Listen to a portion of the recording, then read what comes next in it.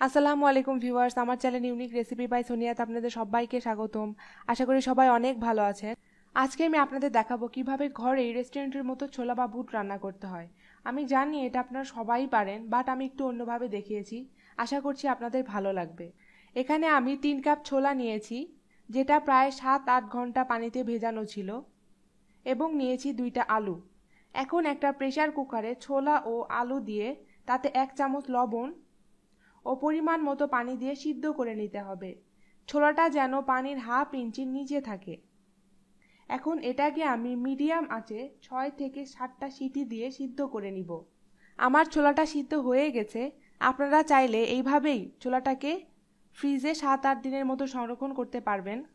একটা প্যানে পরিমাণ মতো সয়াবিন তেল গরম করে তাতে 1 কাপ পরিমাণ পেঁয়াজ কুচি দিয়ে দিব।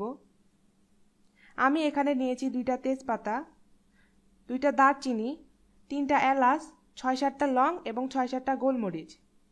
এখন আমি তেজপাতা ও দারচিনি কড়াইয়ে দিয়ে পেঁয়াজটাকে হালকা বাদামি করে ভেজে নিব, এবং বাকি গরম মশলাগুলো আমি ক্রাশ করে পরে ব্যবহার করব, কারণ শুরুতে দিলে তা পুড়ে যাবে। পেঁয়াজটা বাদামি হয়ে গেছে।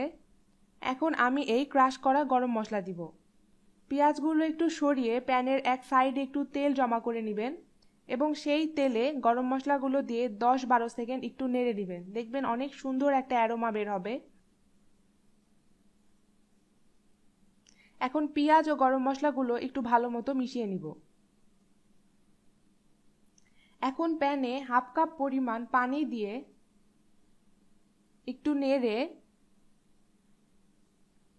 তাতে দিব হাফ চা চামচ হলুদ গুঁড়া, হাফ চা চামচ মরিচের গুঁড়া, হাফ চা চামচ জিরা বাটা, আপনারা চাইলে কাঁচা জিরা গুঁড়াও ব্যবহার করতে পারেন, 1 চা চামচ রসুন বাটা, 1 চা চামচ আদা বাটা, এবং 3টা কাঁচা মরিচ দিয়ে নেড়ে মশলাটাকে কষিয়ে নিতে হবে। পানিটা আগেই দিলাম যাতে মশলাটা পুড়ে না যায়। মশলাটা কষানো হয়ে গেলে দেখবেন, এখন এটাকে আমি ঢেকে 1 মিনিটের জন্য কষিয়ে নিব। মশলাটা কষানো হয়ে গেলে দেখবেন তেল উপরে ভেসে উঠবে, এবং আমি যে পরিমাণে পানি দিয়েছিলাম তাও শুকিয়ে যাবে। এখন এতে আমি আলু ও পানি সহ সিদ্ধ ছোলা দিয়ে দিব এবং ভালো মতো নেড়ে নিব। এখন এটাকে ঢাকনা দিয়ে রেখে দিব পানিটা না শুকানো পর্যন্ত। মাঝে মধ্যে একটু চেক করবেন যাতে তলানি না লাগে। 5-7 মিনিট পর পানিটা আমার শুকিয়ে গেছে। এখন এতে 1/4 টিস্পুন ভাজা জিরার গুঁড়া এবং হাফ চা চামচ গরম মশলার গুঁড়া দিয়ে হালকা হাতে নেড়ে দিব। এখন এটাকে অল্প আঁচে 3 থেকে 4 মিনিটের জন্য ঢেকে দিব। এরপর আমি নামিয়ে পরিবেশন করব। রেসিপিটি ভালো লাগলে অবশ্যই একটা লাইক দিবেন, এবং প্লিজ আমার চ্যানেলটি সাবস্ক্রাইব করতে ভুলবেন না। দেখা হবে আমার পরবর্তী ভিডিওতে। ততক্ষণ পর্যন্ত সবাই অনেক অনেক ভালো থাকবেন। আল্লাহ হাফেজ।